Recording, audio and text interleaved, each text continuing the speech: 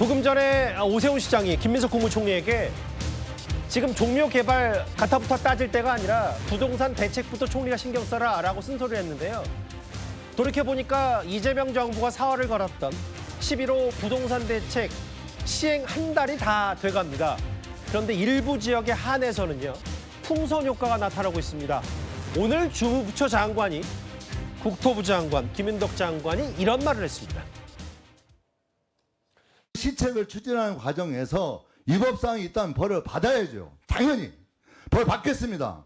그렇지만 벌 받을 사안이 아닌데 자꾸 위법이라고 주장하는 것은 결코 설득력이 없다 이렇게 말씀드리겠습니다. 정부가 한번 발표한 정책이기 때문에 저는 일관되게 가는 게 중요하지만 실제 시장 상황이 워낙 가변적이기 때문에 화성이나 구리 지역 같은 경우에는 약간 부동산 가격이 그 풍선 효과가 좀 우려되는 수준이라고 저는 보여집니다. 그래서 일부 확대하는 것도 검토를 해야 되고, 그래서 정해진 게 아니라 지속적으로 상황에 대처하는 걸 통해서 정부 시책도 고민하고 있다는 걸 말씀드리겠습니다. 김윤덕 국토부 장관이 행정소송을 패소하면 일부 해제를 하겠다라고 말을 했는데 여기에 대해서 저는 국토부 장관이 소송 지면 저희 이거 취소할게요 수준이 아니고 소송 지면 본인이 의도적으로 위법 행위를 한 거니까 당연히 물러나야죠. 물러날 일도 아니고 이재명 정부에서 잘라야 됩니다. 부동산 주무부처 장관인 김윤덕 장관이 장관직 걸겠다는 얘기까지 했어요. 근데 저는 오늘 김윤덕 장관의 이 말이 가장 눈에 띄었습니다. 정혁진 변호사님. 네네. 부동산 정책은 일관되게 가는 게 중요한데 지금 시장이 워낙 가변적이어서 지금 집값 정책에 대해서 일부 비판 목소리 나오는 사람들의 말은 이거 뭐 이렇게 규제를 다 묶어놨냐는 건데 확대할 수도 있다. 규제를 확대할 수도 있다. 이런 취지의 얘기를 했어요. 이거는 뭐 설상가상이 될 수 있는 거 아닌가 그런 생각 들고요. 정책이라고 하는 게 일관성이 중요할 수도 있습니다. 하지만 서울에서 부산을 가야 되는데 그런데 길을 목포로 잡고 있으면 일관되게 계속 목포로 가면은 부산하고는 더 멀어지는 거 아니겠습니까? 제일 중요한 거는 전문가들, 그다음에 더 중요한 건 뭐냐면요. 시장을 이기려고 하지 말고 시장에 순응하면서 따라가면서 해야 되는데 과연 11호 그 대책이 그러했는가? 오히려 당위를 내세우고 현실을 무시한 거 아닌가? 지금 특히 서울 강남 지역 같은 데는요. 집값이 무지무지하게 많이 오르지 않았습니까? 뭐 다른 사람 볼 것도 없어요. 금감 원장부터 집 두 채 가진 금감 원장부터 그 집이 내놓자마자 팔리고 호가만 자꾸 올라가고 이러한 상황인데 그런데 그럼에도 불구하고 지금 주무부처 장관의 인식이 아직도 저 수준에 있다라고 하는 건 조금 문제가 아닌가 그런 생각이 들고요. 진짜 천하람 의원의 이야기대로 이번에 소송까지 했다라고 했는데 만약에 패소하게 되면 어떤 일이 벌어질 것인가 그런 부분을 장관이 좀 잘 생각하셔야 되는 거 아닌가 싶습니다. 김진욱 대변인 그냥 단순히 생각했을 때 최근에 이제 이른바 풍선 효과 규제 지역 묶어놓은 데 말고 또 다른 부분들이 그 연이어서 다른 지역이 더 크게 상승한다는 게 풍선 효과의 대체적인 그 풀이인데 동탄 넘어서 화성 구리까지도 규제 지역 묶으면 그냥 수도권은 다 규제 지역이 되는 거잖아요. 김윤덕 장관의 말에 따르면.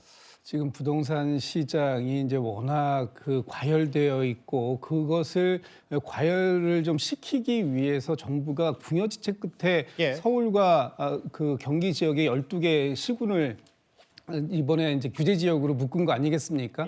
그 부분에 대해서 묶으니까 이번엔 또 그 규제 지역 바깥쪽으로 다시 부동산의 어떤 이 바람이 들어가고 있다. 그래서 풍선 효과가 나고 있다.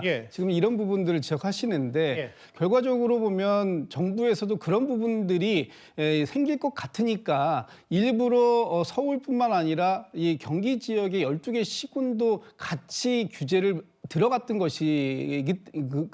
것이고요.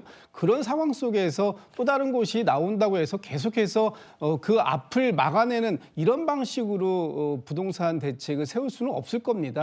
지금 당장의 수도권에서 일어나고 있는 굉장히 과열된 양상을 일시적으로 시키는 데에는 현재의 규제가 효과를 볼 수 있지만 이런 효과를 언제까지 지속할 수 없기 때문에 정부에서도 계속해서 공급 대책 그리고 특히 공급도 단순한 일부 지역에 대한 공급이 아니라 그 공급량을 굉장히 좀 높여잡고 그걸 늘리겠다고 하는 의지를 보이고 있는 것이고요. 예. 또 민주당에서도 연말 안에 또 그 아주 구체적인 공급 지도까지도 발표할 예정을 갖고 있기 때문에 일부 그 정도까지의 상황 속에서 좀 실거주자를 제외한 어떤 이 갭 투자나 이런 부분들에 대해서는 좀 양해를 지금 국민들께 구하고 있는 상황이다. 그런 측면에서 봤을 때 이렇게 계속해서 다른 지역으로 옮겨가면서 부동산의 예. 수요가 발생되는 부분을 인위적으로 막기는 굉장히 어려울 부분이 있을 것 같다는 생각도 듭니다. 제가 뭐 종종 늘 말씀드립니다만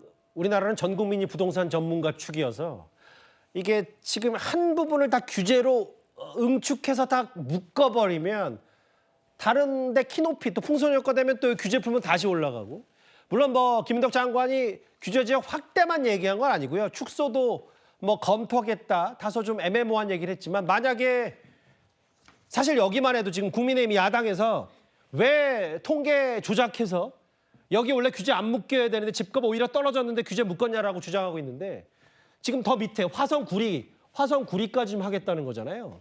다음 화면을 보겠습니다.